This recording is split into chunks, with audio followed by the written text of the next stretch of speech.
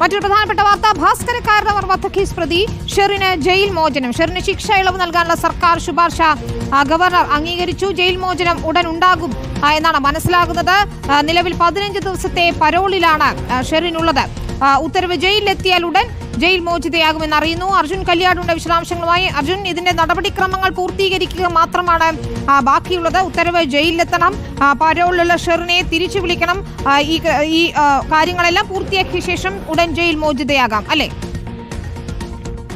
തീർച്ചയായിട്ടും വിനീത, അതായത് ഭാസ്കര കാരണവർ വധക്കേസിലെ പ്രതിയായിട്ടുള്ള ഷെറിൻ ഈ പറയുന്ന രീതിയിൽ സർക്കാർ അതിനകത്ത് ശിക്ഷാ ഇളവ് നൽകാനുള്ള തീരുമാനമെടുക്കുന്നു. ഗവർണർ അത് ഏറെക്കാലത്തിന് ശേഷമാണ് ആ ഉത്തരവിന് അംഗീകാരം നൽകുന്നത്.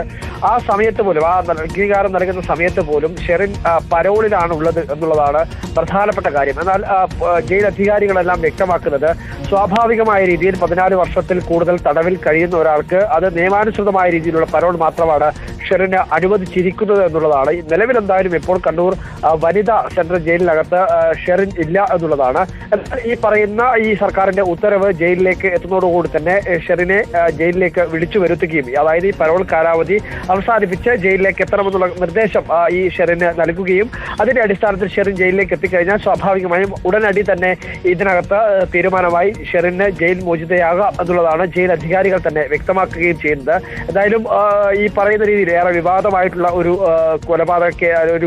ഒരു വധക്കേസ് കൂടിയാണ് ഈ പറയുന്ന ഭാസ്കര കാരണവർ വധക്കേസ്. ആ പറയുന്ന കേസിലെ പ്രതി ഏറെ വൈകാതെ തന്നെ ഒരുപക്ഷെ നാളെയോ അല്ലെങ്കിൽ തൊട്ടടുത്ത ദിവസമോ എന്തായാലും ജയിൽ മോചിതയാകും എന്നുള്ളതാണ് നമുക്ക് മനസ്സിലാക്കാൻ കഴിയുന്നത്. വിനീത, ശരി, അർജുൻ കല്യാടാണ് വിവരങ്ങൾ നൽകിയത്.